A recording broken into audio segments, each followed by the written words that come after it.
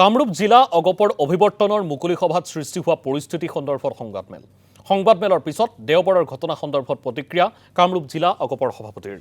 তেওঁ কয় যে সেই সময়ত সৃষ্টি হোৱা পৰিস্থিতিৰ পিছত অৰ্ণৱ ভৰালীক আঁতৰাইহে নিয়া হৈছিল। কোনেও জাঠি জোং লৈ তালৈ অহা নাছিল আৰু গৌৰৱ গগৈ বা কংগ্ৰেছ জিন্দাবাদ ধ্বনিও দিয়া নাছিল। যদি কোনোবাই এনে অভিযোগৰ প্ৰমাণ দিব পাৰে তেন্তে তেওঁ পদত্যাগ কৰিব।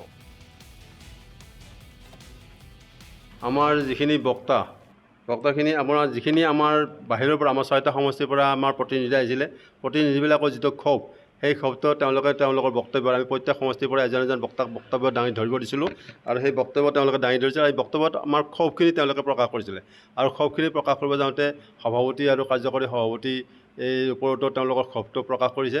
অৱশ্যে এইটো আমাৰ দলীয় মজিয়াৰ কথা আছিলে সেইটো, আৰু কাৰ্যকৰী সভাপতি যিহেতু আমাৰ নিৰ্বাচিত, তেওঁলোকৰ ওপৰত ঘৰৰ মুৰব্বী হিচাপে তেওঁলোকৰ কিবা ভুল দেখাবলৈ ক্ষোভ কৰাটো অলপ ডাঙৰ কথা নহয়, সেইটো ক্ষোভ কৰিছিলে। কিন্তু এই ক্ষোভটোৰ মাজতে আমাৰ অৰ্ণৱ ভৰালী ডাঙৰীয়াই তেখেতৰ বক্তব্যটো মানে এই আমাৰ সভাপতি আৰু কাৰ্যকৰী সভাপতি হৈ মানে কিবা এটা গুণানুকীৰ্তন কিবা কৰিব যোৱাৰ লগে লগে মানে ছেকেণ্ডতে মানে পিছৰ ফালৰ পৰা মানুহখিনি গুচি আহি পেলাই তেখেতক মানে বন্ধ কৰিবৰ কাৰণে তেখেতক কৈ আছিলে। কিন্তু তেখেতে বন্ধ কৰা নাছিলে কাৰণে হয়তো অলপমান মানে ঠেলা হেঁচা হৈ চলি গ'ল।